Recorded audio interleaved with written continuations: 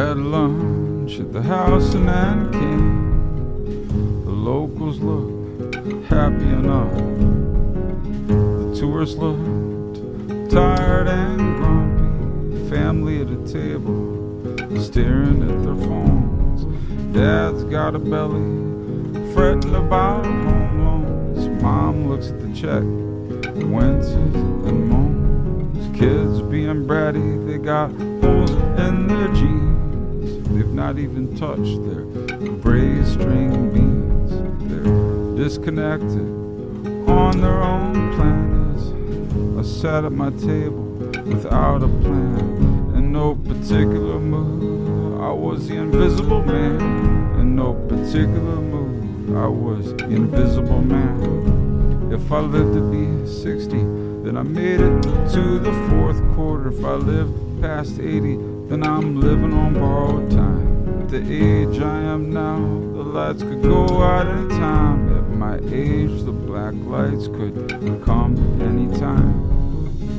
Like my friend Eleanor, who flew away to Japan. A gift from her son and daughter-in-law, a vacation package planned. She came home and laid down in her bed, up in Marin, and she never woke up. No, she never did. Eleanor made it to 60, running her donut shop. The place was always dead when I first started going there. Nobody was there besides me and my band and a priest and Eleanor and a graveyard shift cop. Now she could only see how popular the place has got. Kids lined up down the block. Not sure what the turning point was with her place of business. Maybe it was a shout out to her donut shop, the Sun Kill Moon song, Glenn Tipton. I came home from the house and then came. I pulled a muscle playing my guitar. I tried to play it late into the night, but I get flu-like symptoms if I play too much. Early signs of arthritis are setting in, so I'm playing less guitar and doing more writing and reading. I finished the novel Cedar Valley by Australian songwriter and novelist Holly Throsby.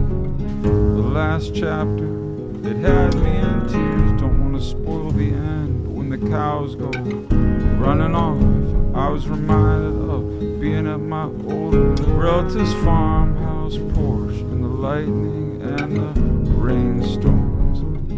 I walked the streets and I noticed things I've never taken notice of before.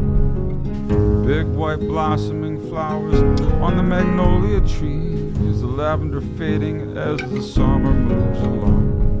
I look deeper down into the alleys and notice their names like Himmelman and Salmon and Star. For 30 years I've walked the streets of Chinatown, and I noticed things I didn't know were around.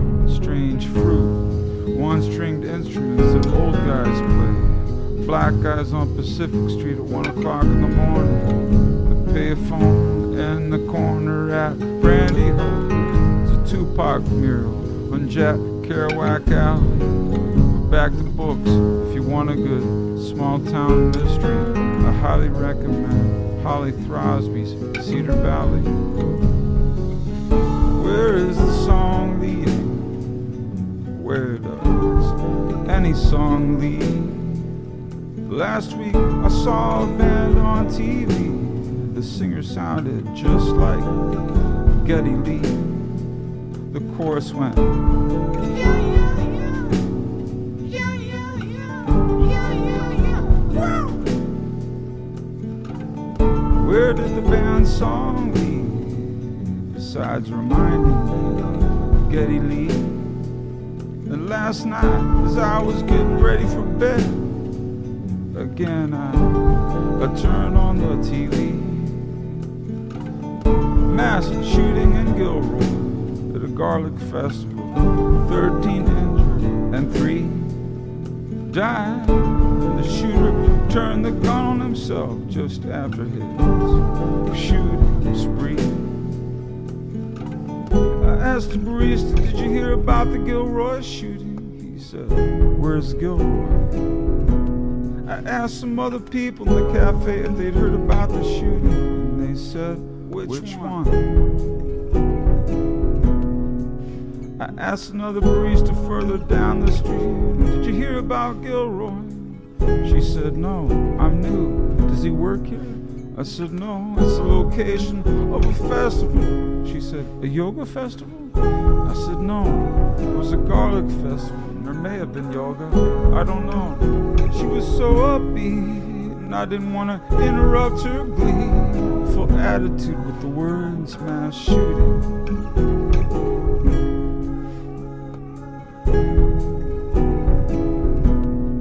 So what will I read now that Cedar Valley's over? Do I open John Connolly's A Book of Bones? Or do I finish the Roman Spring?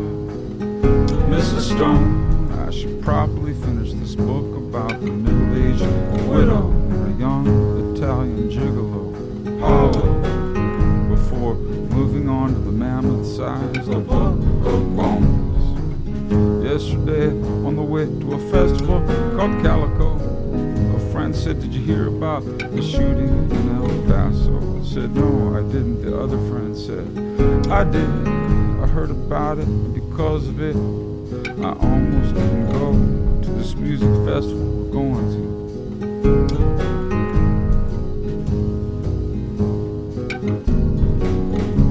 We saw lots of girls with flowers in their hair.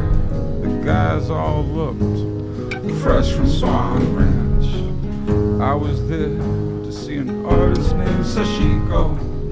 The other band's playing, I didn't know. The oysters were fresh, tamales bacon, and so were the chicken tacos at the taco truck. But after a while, it got cold, and I said, hey, I'm feeling like it's time to go. I gotta check on this news. It's gnawing at me. They said, what news? I said, the news about El Paso. Turn on the news. 20 dead in El Paso, and on the same day, 9 dead in Dayton, Ohio. My sister's been calling, saying I'm worried for my children, you know. I said, I know, I'm a little bit scared too now, wherever I go. Walmart is a place where I often go. Ohio is a place where I often go. Concerts and music festivals are places where I often go. Airports and train stations are places where I often go. She said, I know, but my children go to school, you know, and schools are the biggest targets. Don't you know that, Mark? I said, I know. Please know that with your fears, you are not alone. Everybody's at risk wherever we go. Some guy said to me, these shootings are happening all because of Trump. I said, well, what do you want from me for your ingenious conclusion? A fist bump? What do you want from me in exchange for your opinion? Want a high five, it ain't gonna happen, cause I think the problem's a little bit deeper than that. He said, well, don't you agree? Why are you so tepid? I said, because I was born in 1967. James Huberty happened under Reagan. Virginia Tech happened under the Bush administration. Columbine happened under Bill Clinton. The UT Tower shooting happened under Lyndon Johnson. Orlando and Newtown and the Batman shootings happened under Obama. Mass murder's been a staple of the American diet since Europeans first landed on it. Gun violence has been a staple of the American diet since our ancestors slaughtered the Indians. Gun violence is America's roots. Mass murder is our foundation.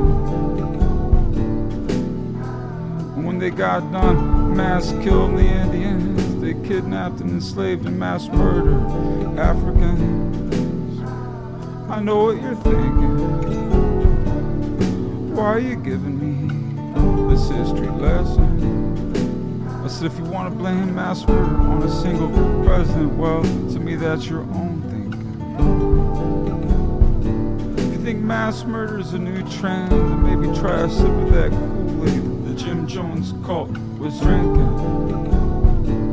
He said, well, gun violence is on the rise. I said, hey, it's always been. Do you think if Joe Biden were president, that gun violence would be decreasing?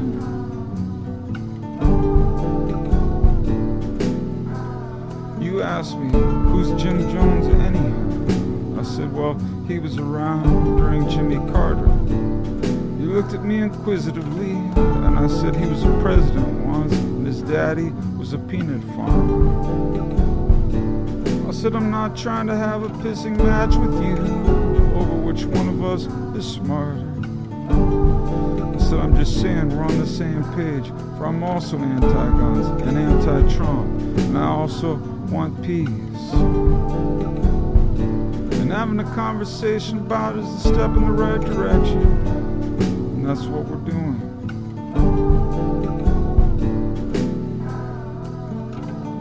Where is the song lead?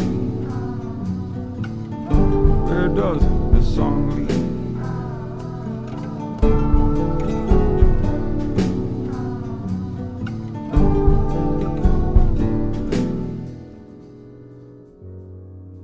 Where is the song leading?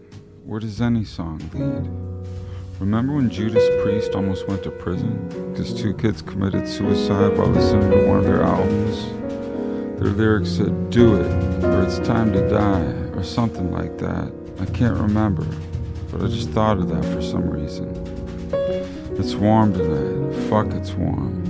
The ceiling fan is spinning at its highest speed. The AC is set at 70, but damn, it's warm. I spent the afternoon swimming, picking blackberries along the American River. Then I came back and shook my plum trees. Bright purple plums were falling all over the dry brown gold country ground. Now there's a giant bowl of them on my oak table in the dining room. Pink and red flowers in a vase. Flowers that I pruned from trees and bushes out there. I can't wait for you to see them tomorrow. I can't sleep, it's too hot. I just went down to the porch for some cooler air. Everything was dead quiet and still until I saw a little black animal shimmying up the driveway. Then it started coming up the steps, like a cat that's lived here for 10 years and knows his way around. I grabbed the lantern and saw his white stripe. When he saw the light, his shimmy became a saunter. Then he stopped in the middle of the steps. My God, skunks are so cute. He turned around and walked through the yard, stopped and stuck his butt up towards my direction. He'd walk another 3 or 4 feet, stop and do the same thing. I watched him until he disappeared into the black, unlit corner of the night. I'm back in the bedroom. I just finished The Roman Spring of Mrs. Stone. Heartbreaking. Retired actress. Flashbacks to her seizure in Toledo. To her dying husband on an airplane. She's in Rome, basking in old articles about her younger years. She's vulnerable. A certain Contessa and some asshole gigolo fuck with her throughout the book. Painful, my God, what a painful, uncomfortable, yet somehow beautiful read.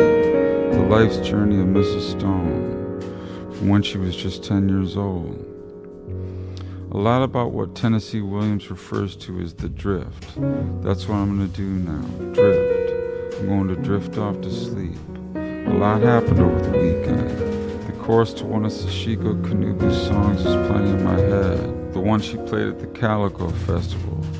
The verses were about the changing seasons. The chorus was, I wish you peace. Or maybe it was, I wish peace in your heart.